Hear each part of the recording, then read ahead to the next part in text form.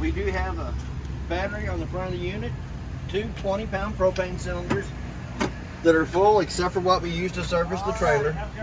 We already got this one over here opened up. It doesn't have an auto regulator on it. It has an even flow, so if you open one bottle up at a time till it runs out and then open up the other one. It does have a manual crank for the front tongue jack. We're going to step over here to the off-door side. It'll have a crank handle in the front compartment over there that'll come on to the stab jacks, and we'll manually crank them up and down. We're going to take it up off the ground. We're going to hit it to the ground. We're just a couple turns past that, just put a little pressure on it. I'm going to take the handle with me as we go. On the hot water heater. It is gas and electric. The electric switch is in the lower left-hand corner on the outside.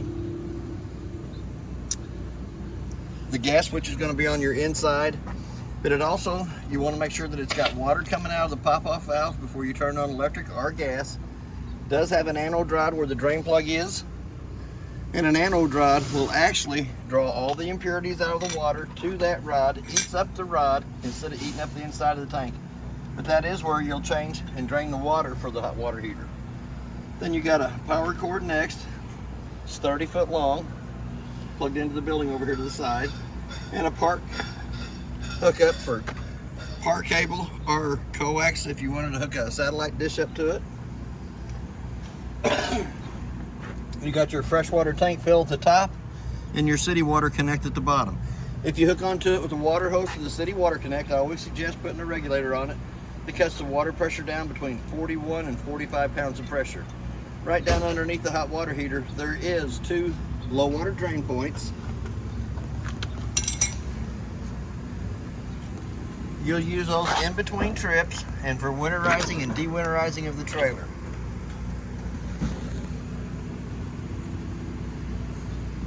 While we're down here, it does have a drain plug in the bottom of the freshwater tank, a little black plug. That's where you'll drain the freshwater tank in between trips and for winterizing purposes.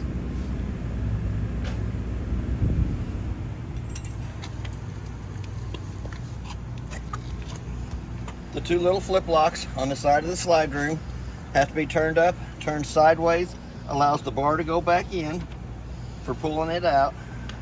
Does have an outside shower on it. Gives you hot and cold running water out to this side of the unit. This is your second little flip switch that holds the slide room in place while you're during travel. Does have two little handholds here that you can grab a hold to pull the slide room out with. Lug nuts on the trailer's been torqued at 100 foot-pounds. Tires are air ducted pressure, which is 50 pounds on the side of the tire cold. Then we're going to come back to our termination valves. The 3-inch valve in the back is your black tank water only. The 2-inch valve in the front will be your kitchen sink, your bathroom sink, and shower water. All four corners will have the lockdowns for the top. Comes up over, flips up, pulls down in place. Same handle that does the front stabilizer jack will do the one here in the back. As we come around to the spare tire. The spare tire is where the cranking mechanism is for lifting the top up. So you'll split the tire, and the cover in the center goes in, and we'll manually crank the top up or down, either way you want to go with it. But you'll crank it up till the canvases are tight on the side. Then you have a little push bar underneath each one of the bunks that's going to be fastened to the top of the bunk. Comes out of the little fastener, comes down, hooks to the 2 points on the bumper here in the back. You'll have to lift up on it a little bit to get them up and to get them into place. But there is also a handle on the outside that you can grab a hold of to pull the bunks out, for when you're pulling the bunks out of it, before you put the bars on. It does have two external speakers. I've shown more with that on the stereo on the inside. It does already have a mud diaper screen over the outside of the furnace, which is a good thing. The mud diaper screens are less than 20 bucks. It's $145 an hour for every hour that I have to take the furnace out to clean the mud diapers out of. It does have an outside grill. Flips up. Two sides come over for side shields. Gas line comes down, hooks into the gas line connection here, and we'll work off the propane bottles on the front of the unit. The two white fins are for the back side of the refrigerator. They have to have airflow in the back of it for it to cool down properly. We also have a 110 outlet on the outside of the unit. So if you want to play the radio on the outside, it does have a porch light, key lock for the front door when it's in the down position. When it's in the up position, there's a key lock on the inside.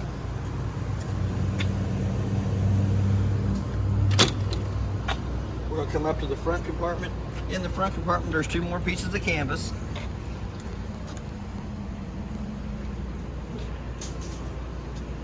Here again, you got the 2 stabilizer jacks on either one of the corners on the door side of the unit.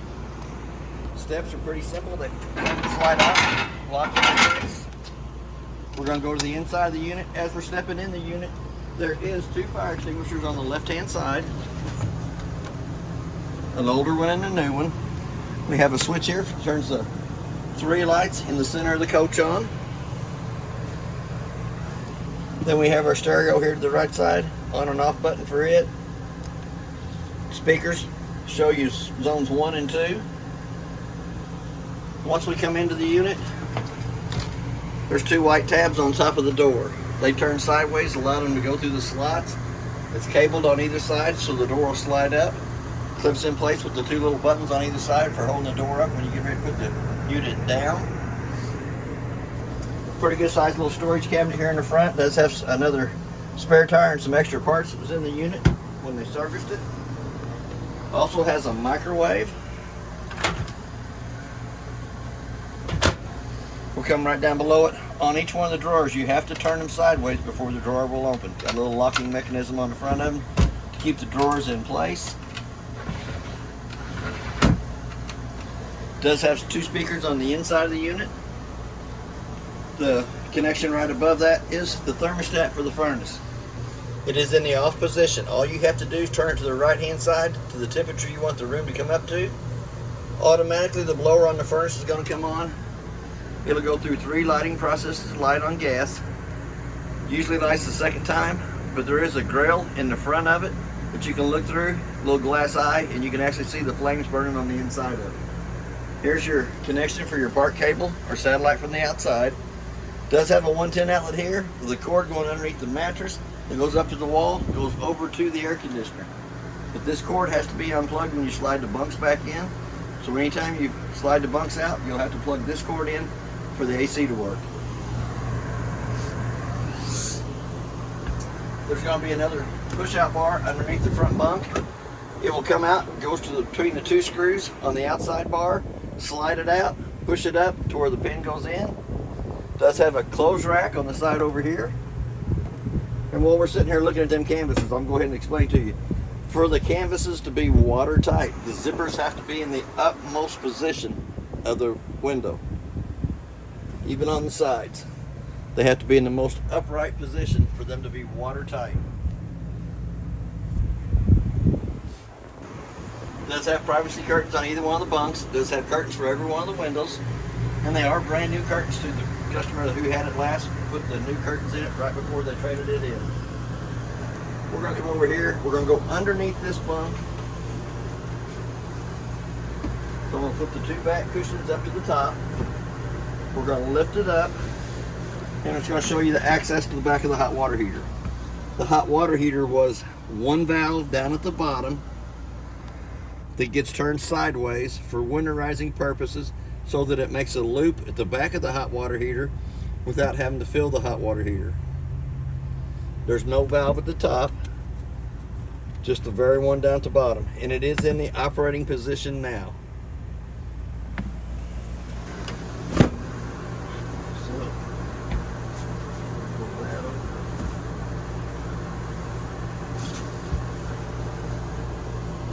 When you get ready to winterize the unit, the 4 screws comes out of the bottom of the slide room. The front decorative board comes off. The water pump is on the left-hand side, but it does not have a bypass on it. You'll have to buy a bypass hose and 2 gallons of antifreeze when you get ready to winterize the unit. But that's how you access the panel. Take the 4 screws out of the top rail, pull the board back to the side. Water pumps off on the left-hand side. Also, your table will come. The table legs will fold up, comes down between each one of the benches. Take your 2 back cushions to put over the top of the tabletop for a smaller bed there. It is equipped with lights and fans. There's the light for over the top of the table. The lights with the fans on them are underneath the bench here. One side operates the light, the other side operates the fan for 2 speeds on it. And those fans can be put on the bars going to the bunks to bring more cold air into the bunk areas. Excuse me. It does have a water pump switch on the side of the kitchen sink that turns the water pump on, accesses you water to the sinks, shower, and the toilet. Pretty good sized little cabinet space down below it, and there is a book on the unit. We're going to go down into the bottom cabinet drawers. There is a few more spare parts inside of here in a bag that was in the unit when they serviced the trailer. But there is a little bit more space down there if you want to add more supplies and stuff. It does have a 110 outlet by the kitchen sink that is also GFI protected. We're going to go over to the refrigerator. The refrigerator will work 3 ways. The very top one is the gas side of the refrigerator. The middle one is the 110 side, which we have it on now. And it can be battery operated off the battery while you're going down the road in travel. It does have a little travel lock on the door. Good and cold down on the bottom. Good and cold up in the top. And it does have an ice cube tray in the top of it. So if you wanted to make a little ice, we'll use that for cocktails. Then we're going to go over to the stove top. We're going to lift it up. We're going to turn it to where it says light position. I don't have my long lighter, but I do have my little lighter. For lighting the top of the burners, turn to the light position. Should have had a longer lighter. But as you see, all 3 of the burners up on top light. Same way with the oven. It does have an up pilot light button on it that you push down on. They come down into the oven on the off door right hand side. Push that in.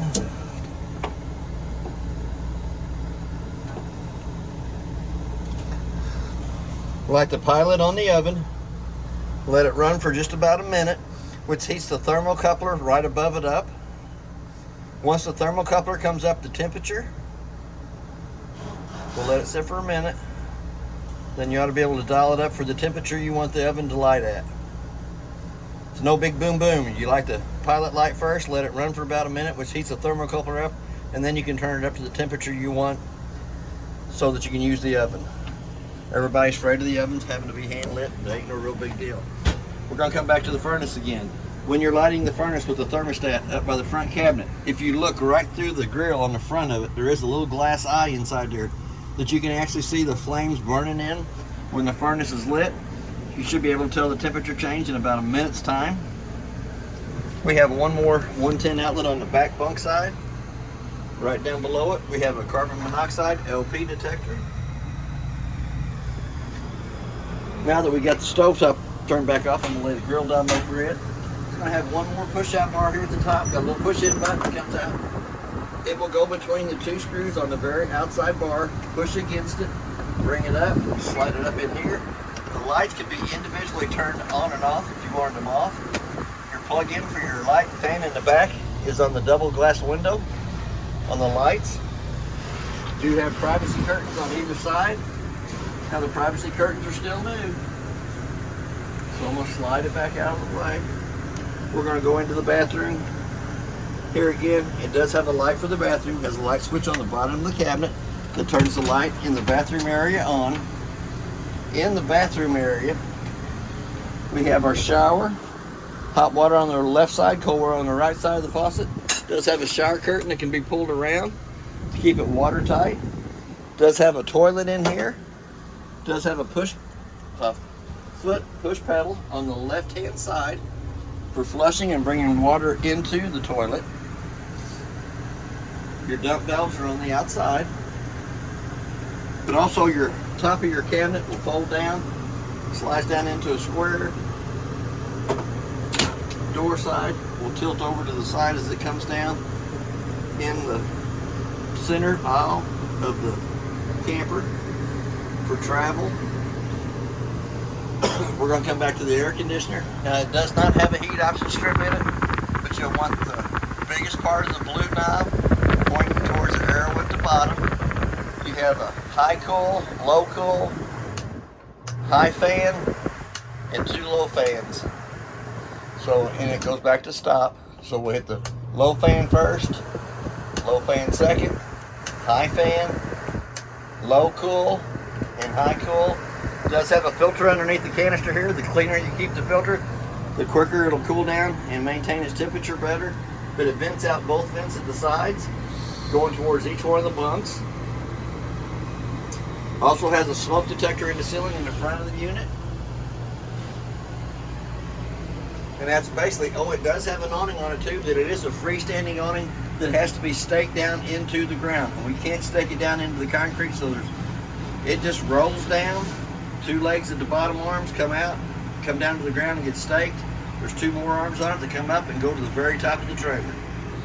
But that does have your gas switch for the hot water heater. When you turn it on, the little gas light's going to come on. Excuse me, it's going to stay on for about a minute. Once the red light goes off, the hot water heater will go through 3 lighting cycles to light on gas. For any reason it does not light on gas, it'll come right back on. So it just went off. It's doing this little clickety click click on the outside. And for any reason that it does not light, that little red light's going to come back on. And it does have gas into the system, so I'm pretty sure it lit on the outside. If it wouldn't lit on the outside, the little red light would have come back on. But we also have our GFCI outlet right beside of it. And then we have a screw, let me get my keys out, for the breaker box. Turn it sideways, allows it to open. The screw for the breakers from the top to the bottom are marked exactly what they are, with your main being your 30 amp. You have a 15 right down below it. You also have the 20 for your AC.